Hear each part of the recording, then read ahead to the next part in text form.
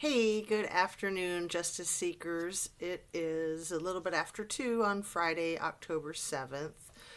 So I did a video this morning and I just feel compelled to put up another one right now.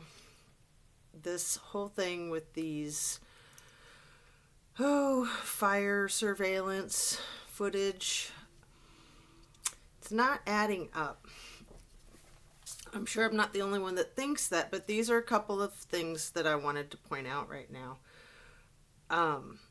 Either law enforcement knew about this video or they didn't know about this video. It's their job to know about the video, so they knew or should have known. So if they didn't know, they're complete buffoons, right? And if they did know, they knew. They knew. So the other issue for me at this juncture is that it's either authentic or it's not authentic.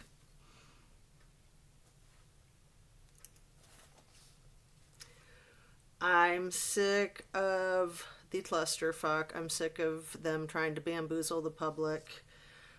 To me, it feels like there's some magical thinking that a video is going to solve their problem with these videos that people are making.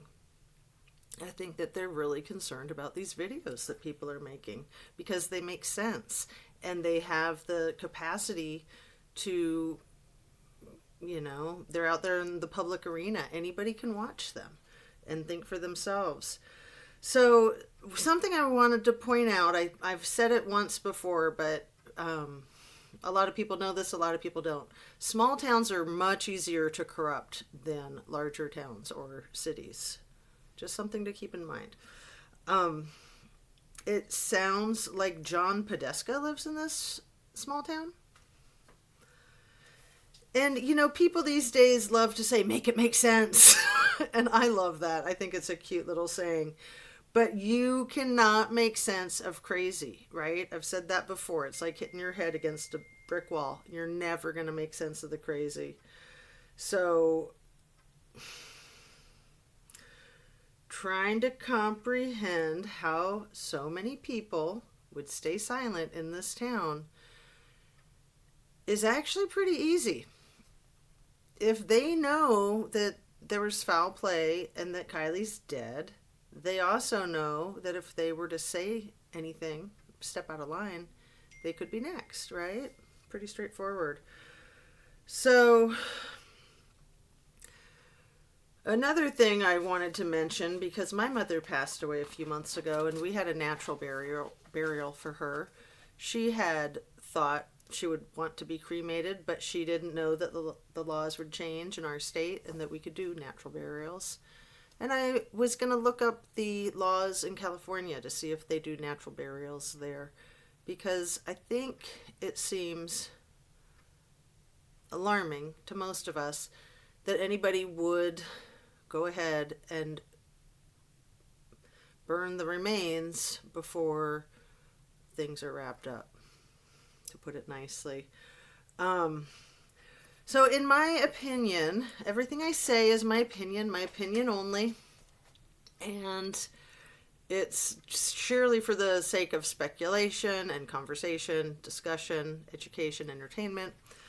My other spiel, please don't forget to hit that like button, subscribe, share, the routine. In my opinion, law enforcement at this point needs to decide who they're going to sacrifice. They're sort of back to that whole Donner Party mentality. Who we're going to sacrifice for the greater good of law enforcement or of our department. So, they can throw somebody under the bus and say it was this person's fault. They can do that with, obviously, a villain, but also with trying to explain away the corruption, right? So, if they knew she was there and they allowed her body to decompensate for 2 weeks, that would be, to me, intentionally furthering the destruction of the evidence, the decomposition of the remains. And it's just disgusting. If she hadn't perished yet and was placed there at a later date, obviously foul play. But, something I haven't really thought about, and I wonder how many people have, and it's so morbid, it's so sick. Was she in a coma? Were they hoping that maybe she would recover and they wouldn't have to have a death to contend with, to cover up? I don't know.